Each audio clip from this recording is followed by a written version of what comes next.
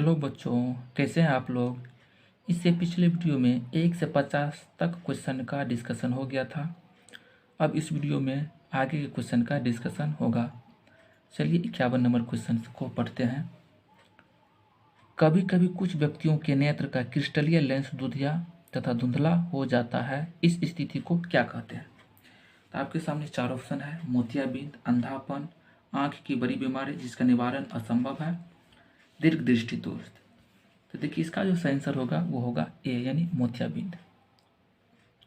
चलिए आगे 52 में दिया गया है, जरा दूरदृष्टिता क्यों उत्पन्न हो जाता है। क्योंकि नेत्र की संवेदन क्षमता घट जाती है, पक्षमाभी पेशियां धीरे धीरे सबल हो जाती है, नेत्र लेंस की लचीलापन बढ़ने लगता है, सभी कथन सत्य है। तो देखिए इस तरह की जो दोष उत्पन्न होता है वो होता है नेत्र की संवेदन क्षमता घट जाने के कारण। तो ऑप्शन इसका सही क्या होगा, ए। चलिए अगला क्वेश्चन देखते हैं।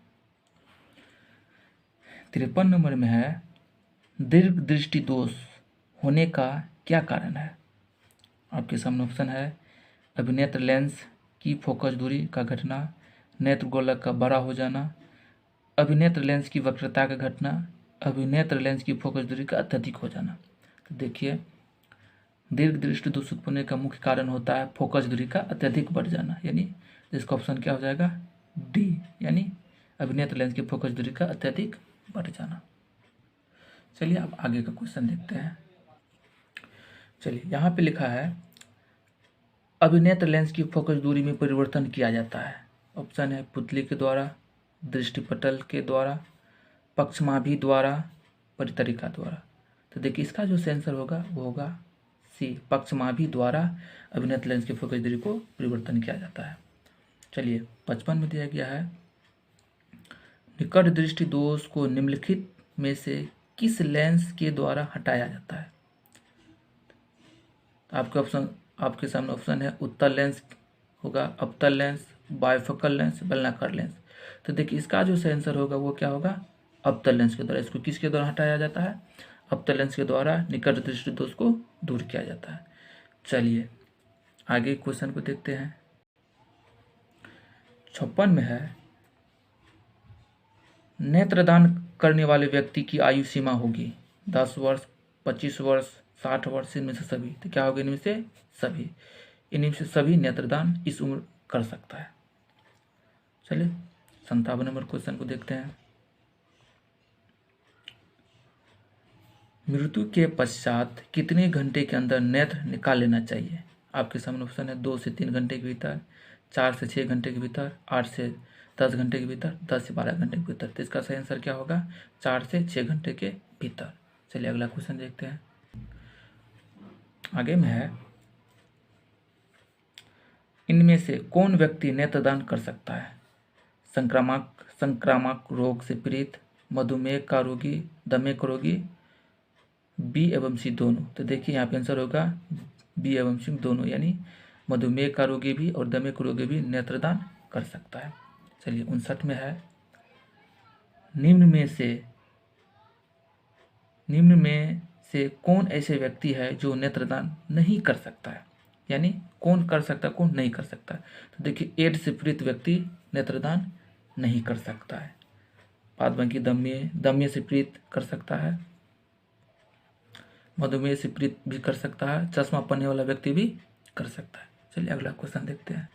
60 में है, विकासशील देश में कितने करोड़ व्यक्ति दृष्टिहीन है।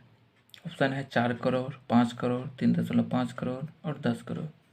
तो इसका जो आंसर होगा वो होगा सी, यानी 3.5 करोड़ व्यक्ति क्या है, दृष्टिहीन है। चलिए 61 नंबर क्वेश्चन हम देखते हैं। किसी प्रिज्म से होकर गुजरने वाली प्रकाश के लिए आपतन कोण I और अपवर्तन कोण R हो तो निर्गत कोण का मान क्या होगा।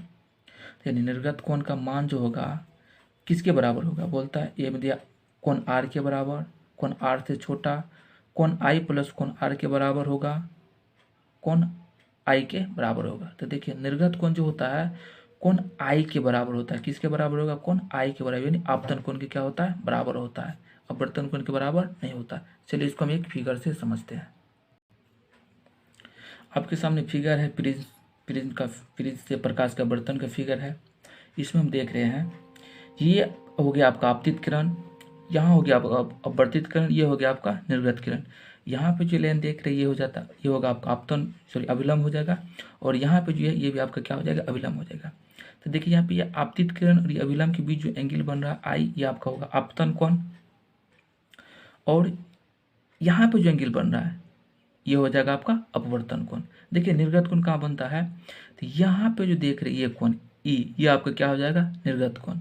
तो बोला गया यही निर्गत कोण किसके बराबर होता है, तो यही निर्गत कोण जो होता है आपतन कोण के क्या होता है, बराबर होता है। ये निर्गत कोण ये किसके बराबर होगा, आपतन कोण के बराबर होगा।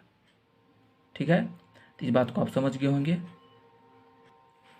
तो वही बात 61 में फिर से देख सकते हैं कि किसी प्रिज्म से होकर गुजरने वाली प्रकाश के लिए आपतन कोण आई और अपवर्तन कोण आर हो तो निर्गत कोण का मान क्या होगा, तो निर्गत कोण का मान क्या होगा, तो यही निर्गत कोण जो होता है कोण आपतन कोण के क्या होता है, बराबर होता है। आप फिगर से समझ गए होंगे। चलिए आगे का क्वेश्चन देखते हैं। 62 में है किसी प्रिज्म में आपतित किरण और निर्गत किरण के बीच के कोण को क्या कहते हैं। किसी प्रिज्म में आपतित किरण और निर्गत किरण के बीच के कोण को क्या कहते हैं। तो आपके सामने ऑप्शन है आपतन कोण, विचलन कोण, निर्गत कोण और प्रिज्म कोण। तो चलिए इसको भी हम फिगर से समझते हैं। आपके सामने फिगर है, फिगर में देखिए ये आपका आपतित किरण है। देखिए आपतित किरण का जो मूल पथ है उसका ये मूल पथ है, लेकिन यहाँ पे प्रिज्म होने के कारण क्या हो गया, यहाँ पर आपतित किरण के यहाँ पे क्या हो गया, अपवर्तन, स्पीड का क्या हो गया, अपवर्तन हो गया। इसलिए क्या हुआ, ये अभिलंब की ओर थोड़ा सा क्या हो गया, झुक गया। तो देखिए फिर जैसे किरण ये यहाँ पे टकराया तो फिर इसका माध्यम चेंज हुआ, तो इस सतह पर इसका क्या हो गया, फिर से अपवर्तन हो गया, फिर ये क्या हो गया, आधार की ओर झुक गया, यानी फिर इसके डायरेक्शन में क्या हो गया, परिवर्तन हो गया। तो ये तो अभिलंब है, ये भी अभिलंब है, ठीक है ना।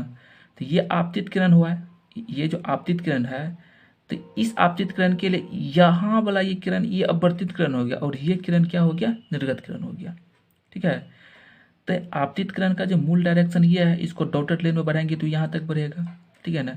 ये जो निर्गत किरण है अगर इसको डॉटेड लाइन में पीछे की ओर बढ़ाएंगे तो यहाँ मिलेगा। तो देखिए यहाँ पर एक एंगल बन रहा है, ये जो आपको डेल्टा दिखाई दे रहा है ये वाला, यही डेल्टा, इसी कोण को हम बोलते हैं विचलन कोण। इस कोण को क्या बोलते हैं, विचलन कोण। तो ये हो गया आपतित किरण और निर्गत किरण के बीच का जो कोण है, यही वो कोण है जिस कोण को हम क्या बोलते हैं, विचलन कोण कहते हैं। बात समझ गए होंगे। तो वहाँ पे क्वेश्चन था आपतित किरण और निर्गत किरण के बीच के कोण को क्या कहते हैं, तो वहाँ पे आंसर क्या होगा, विचलन कोण कहते हैं। तो वो यही कोण होता है जो क्या होता है, विचलन कोण होता है। ठीक है, चलिए आप क्वेश्चन पे चलते हैं। तो फिर से आप 62 नंबर क्वेश्चन को देख सकते हैं। कहा गया किसी प्रिज्म में आपतित किरण और निर्गत किरण के बीच के कोण को क्या कहते हैं, तो आपतन कोण कहते हैं, विचलन कोण कहते हैं, निर्गत कोण कहते हैं, प्रिज्म कोण कहते हैं। उसको क्या कहते हैं, विचलन कोण कहते हैं। इसका आंसर क्या आ जाएगा, पी। चलिए 63 नंबर क्वेश्चन को पढ़ते हैं। कहता है किसी प्रिज्म के दो पार्श्व पृष्ठों के बीच के कोण को कहते हैं। ऑप्शन दिया गया है विचलन कोण, प्रिज्म कोण, अपवर्तन कोण, निर्गत कोण। तो देखिए इसका आंसर क्या हो जाएगा,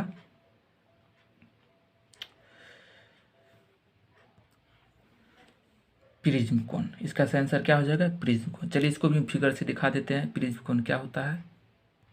देखिए आपके सामने एक फिगर है, ये आपके सामने एक प्रिज्म है। तो देखिए ये यहाँ पे जो एंगल बनता है इस एंगल को क्या कहेंगे हम, प्रिज्म कोण कहेंगे। इस एंगल को क्या कहेंगे हम, प्रिज्म कोण कहते हैं। ठीक है, तो यही कोण जो होता है किसी प्रिज्म के दो पार्श्व पृष्ठों के बीच का यही वो कोण है। तो इसी कोण को हम क्या कहते हैं, प्रिज्म कोण कहते हैं। तो उसका आंसर क्या हो जाएगा, प्रिज्म कोण हो जाएगा। आप फिगर से समझ गए होंगे, यानी उसको क्या होगा, उसको क्या कहेंगे, प्रिज्म कोण कहेंगे। चलिए अगला क्वेश्चन देखते हैं। 64 नंबर क्वेश्चन है किसी प्रिज्म से अपवर्तित किसी प्रिज्म से अपवर्तित प्रकाश किरणें, ऑप्शन दिया गया प्रिज्म के आधार के समांतर होती है, पार्श्व पृष्ठों के समांतर होती है, अभिलंब से दूर चली जाती है, अभिलंब से 90 डिग्री पर झुक जाती है। देखिए इस चीज़ को भी हम फिगर से समझाएंगे तब आपको समझ में आएगा, नहीं तो वैसे अगर आंसर हम बोल देंगे तो आपको समझ में नहीं आएगा। चलिए इसको हम फिगर से समझाते हैं। आपके सामने ये फिगर है। हमने 64 नंबर क्वेश्चन में क्या पढ़े थे? क्वेश्चन था किसी प्रिज्म से अपवर्तित प्रकाश किरणें, ऑप्शन दिया था हमको, प्रिज्म के आधार के समांतर होती है, पार्श्व पृष्ठों के समांतर होती है, अभिलंब से दूर चली जाती है, अभिलंब से 90 डिग्री पर झुक जाती है। देखिए तो बोला अपवर्तित किरण, तो वही समझते हैं क्या होता है अपवर्तित किरण। देखिए ये आपतित किरण है, ठीक है, ये इस बिंदु पर इस किरण का अपवर्तन हुआ, तो थोड़ा सा किरण क्या हो, इसका डायरेक्शन चेंज हो गया, तो ये ही किरण आपका क्या हो जाएगा, अपवर्तित किरण होगा। इस आपतित किरण के लिए कौन क्या होगा, अपवर्तित किरण होगा, और इसके लिए ये किरण क्या होगा, निर्गत किरण होगा। तो लेकिन आपको बोला गया अपवर्तित किरण, तो देखिए अपवर्तित किरण क्या है, आधार के प्रिज्म का आधार के समांतर है ना, यानी किसी है ना, यानी किसी प्रिज्म में अपवर्तित किरण जो होता है वो प्रिज्म के आधार की क्या होता है, समांतर होता है। अगर निर्गत किरण बोलता तो बोलते आधार की ओर झुक जाती है, लेकिन बोला क्या, अपवर्तित किरण। तो आपतित किरण के लिए अपवर्तित किरण ये हो गया, ये क्या हो गया, प्रिज्म के आधार के समांतर हो गया, ठीक है। नहीं तो इसका आंसर क्या होगा, अपवर्तित किरण किसके समांतर होता है, आधार के समांतर होता है। चलिए आप फिर क्वेश्चन पे चलते हैं। क्वेश्चन आपके सामने है, क्या है, किसी प्रिज्म से अपवर्तित प्रकाश किरणें प्रिज्म के आधार के समांतर होती है, पार्श्व पृष्ठों के समांतर होती है, अभिलंब से दूर चली जाती है, अभिलंब से 90 डिग्री पर झुक जाती है। तभी जस्ट हम फिगर में बताए थे क्या होता है अपवर्तित किरण, प्रिज्म के आधार के समांतर होती है, इसका आंसर क्या हो जाएगा, ए। चलिए अगला क्वेश्चन देखते हैं। देखिए 65 नंबर क्वेश्चन है, किस रंग का विचलन न्यूनतम होता है? ऑप्शन है आपको लाल, पीला, नीला, बैंगनी। तो देखिए विचलन कहेगा तो विचलन जो न्यूनतम होता है वो किसका होता है, लाल प्रकाश के विचलन क्या होता है, न्यूनतम होता है, और बैंगनी रंग के प्रकाश के विचलन क्या होता है, अधिकतम होता है। यानी इसका आंसर क्या हो जाएगा, लाल हो जाएगा। चलिए अगला क्वेश्चन देखते हैं। 66 नंबर क्वेश्चन है, कौन रंग है जिसका खतरे के सिग्नल में उपयोग होता है? नीला रंग, बैंगनी रंग, लाल रंग, पीला रंग। तो देखिए इसका जो सही आंसर होगा वो हो जाएगा लाल रंग। कहिएगा लाल रंग क्यों खतरे के सिग्नल में उपयोग होता है? तो देखिए लाल रंग के प्रकाश का जो होता है तरंगदैर्घ्य काफ़ी अधिक होता है और विचलन न्यूनतम होता है।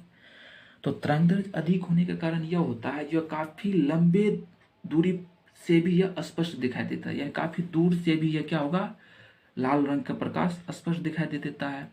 इसीलिए सिग्नल पर लाल रंग के प्रकाश का प्रयोग किया जाता है, ठीक है। तो इसीलिए इसका आंसर क्या हो जाएगा, सी, यानी लाल रंग के प्रकाश का। चलिए अगला क्वेश्चन देखते हैं। देखिए 67 नंबर में है, श्वेत प्रकाश जब प्रिज्म से होकर गुजरता है तो जो रंग सबसे अधिक विचलित होता है वह है लाल, पीला, बैंगनी, नीला। कौन ऐसा रंग है जो सबसे अधिक विचलित होता है? चलिए इसको हम फिगर से समझाते हैं, फिर इसका हम आंसर बताते हैं। आपके सामने फिगर है, ठीक है, आप देख रहे एक प्रिज्म है, प्रिज्म पे श्वेत प्रकाश क्या हो रही है, आपतित हो रही है। देखिए जब श्वेत प्रकाश प्रिज्म पे आपतित होती है तो प्रिज्म क्या करता है, श्वेत प्रकाश को 7 रंग के प्रकाश में क्या कर देता है, विभक्त कर देता है। क्या कर देता है, विभक्त कर देता है। देखिए श्वेत प्रकाश है, यहाँ पे देखिए 7 रंग के प्रकाश में क्या हो गया, टूट गया। फिर ये 7 रंग क्या हुआ, आधार की ओर मुड़ गया। तो देखिए यहाँ पे एक जो पर्दा लगा हुआ है तो इस पर देखिए 7 रंगों का नाम लिखा गया। ऊपर में लाल है, नारंगी है, पीला है, हरा है, नीला है, जामुनी और बैंगनी है। जामुनी को आसमानी भी कहते हैं। देखिए हमसे पूछा गया है जो किस रंग का विचलन सबसे अधिक होता है। तो देखिए श्वेत प्रकाश का जो मूल पथ है वो तो ये है। देखिए यहाँ से अगर देखेंगे तो ये देखेंगे यहाँ तक तो ये लाल रंग का क्या हो गया, विचलन हो गया ना। और यहाँ देखते तो ये बैंगनी रंग का, ये क्या हो गया, यहाँ से यहाँ बैंगनी रंग का विचलन हो गया ना। तो देखिए तो यहाँ पे देखिए लाल रंग का जो विचलन हुआ थोड़ा सा एंगल बनाने बहुत कम विचलन हुआ है, और यहाँ पर बैगनी रंग का देखते थे काफ़ी अधिक ये घूम गया, यानी इसका अधिक क्या हो गया, विचलन हो गया। हमसे वहाँ पे क्या पूछा गया था, कौन रंग सबसे अधिक विचलित होता है? तो ऑप्शन देखिए, अब देख रहे हैं ना, बैगनी रंग जो है सबसे अधिक विचलित होता है और लाल रंग क्या होता है, सबसे कम विचलित होता है। चलिए फिर हम क्वेश्चन पे चलते हैं। तो 67 नंबर क्वेश्चन आप फिर से देख रहे हैं।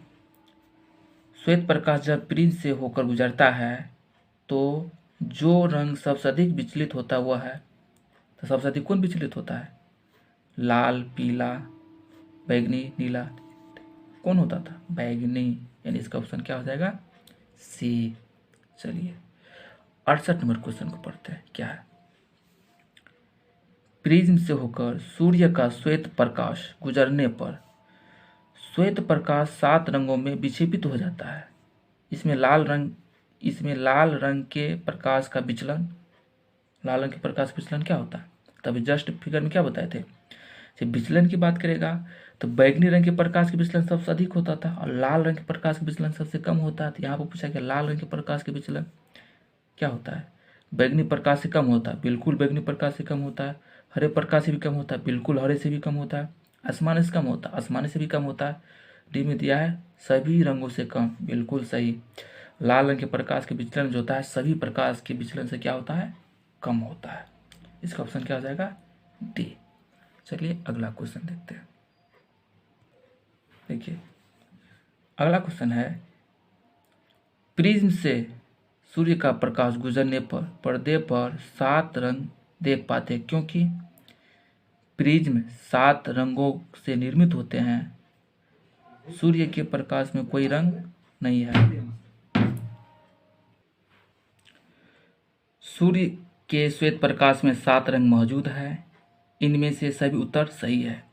तो देखिए इसका सही आंसर क्या हो जाएगा, सी। सूर्य के श्वेत प्रकाश में 7 रंग मौजूद होते हैं। देखिए प्रिज्म कभी भी रंग उत्पन्न नहीं करता है, तो 69 का सही आंसर क्या हो जाएगा, सी। सूर्य प्रकाश श्वेत प्रकाश 7 रंगों का मिश्रण होता है। चलिए 70 नंबर क्वेश्चन देखते हैं। तो यहाँ पर है, द्वितीयक इंद्रधनुष में पानी के बूंद के अंदर कितने आंतरिक परावर्तन होता है। अच्छा, तो चलिए इस क्वेश्चन को हम थोड़ा सा समझाते हैं। देखिए इंद्रधनुष जो होता है वह 2 प्रकार के होते हैं, एक होता है प्राथमिक इंद्रधनुष, दूसरा होता है द्वितीयक इंद्रधनुष। तो प्राथमिक इंद्रधनुष क्या होता है इसके बारे में थोड़ा सा समझ लेते हैं।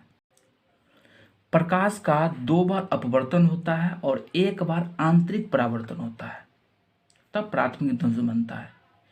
यानी जल के बूंद में क्या होता है, तो प्रकाश का 2 बार अपवर्तन होगा और 1 बार आंतरिक परावर्तन होगा तो प्राथमिक इंद्रधनुष बनता है।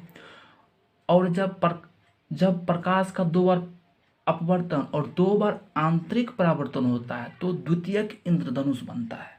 क्या समझे, जब जल के बूंद में जब प्रकाश का 2 बार अपवर्तन और 1 बार आंतरिक परावर्तन होता है तब प्राथमिक इंद्रधनुष बनता है, और जब 2 बार अपवर्तन और 2 बार आंतरिक परावर्तन होता है तब द्वितीयक इंद्रधनुष बनता है। तो यहाँ पे जो क्वेश्चन दिया गया है 70 नंबर में, जो द्वितीयक इंद्रधनुष में पानी के बूंद के अंदर कितने आंतरिक परावर्तन होते हैं, तो क्या बोले थे, आंतरिक परावर्तन कितने होंगे, तो आप समझ गए इसका आंसर क्या होगा, इसका आंसर 2 होगा। यानी 2 बार आंतरिक परावर्तन होगा और 2 बार अपवर्तन होगा तब द्वितीयक इंद्रधनुष बनता है। तो 70 का सही ऑप्शन क्या हो जाएगा, 2। क्या हो जाएगा, 2, यानी 2 बार आंतरिक परावर्तन होने से द्वितीयक इंद्रधनुष बनता है। चलिए अगला क्वेश्चन देखते हैं। 71 नंबर क्वेश्चन है, जब पानी की बूंदों के भीतर एक ही पूर्ण परावर्तन होते हैं तो ऐसे इंद्रधनुष को क्या कहते हैं, प्राथमिक, द्वितीयक, दोनों इनमें से कोई नहीं। तो देखिए जब एक बार जल के बूंद में पूर्ण परावर्तन होगा तब प्राथमिक इंद्रधनुष बनेगा, हाँ 2 बार होगा तो द्वितीयक बनेगा। इन्होंने बोला एक पूर्णांतिक, एक ही पूर्ण परावर्तन होते हैं तो वो तो उसे क्या बनेगा, प्राथमिक इंद्रधनुष बनेगा। तो इसका ऑप्शन क्या हो जाएगा, प्राथमिक इंद्रधनुष यानी ए। 72 नंबर में क्वेश्चन है, कांच का वर्तनांक विभिन्न वर्णों के लिए कांच का बर्तन विभिन्न वर्णों के प्रकाश के लिए ऑप्शन है भिन्न भिन्न होता है, समान होता है, ए एवं बी दोनों, इनमें से कोई नहीं। तो देखिए इसका ऐसा ऑप्शन क्या हो जाएगा, भिन्न भिन्न होता है। चलिए आज यहीं तक क्वेश्चन रहने देते हैं, इससे आगे क्वेश्चन हम अगला पार्ट में देखेंगे। तब तक के लिए धन्यवाद।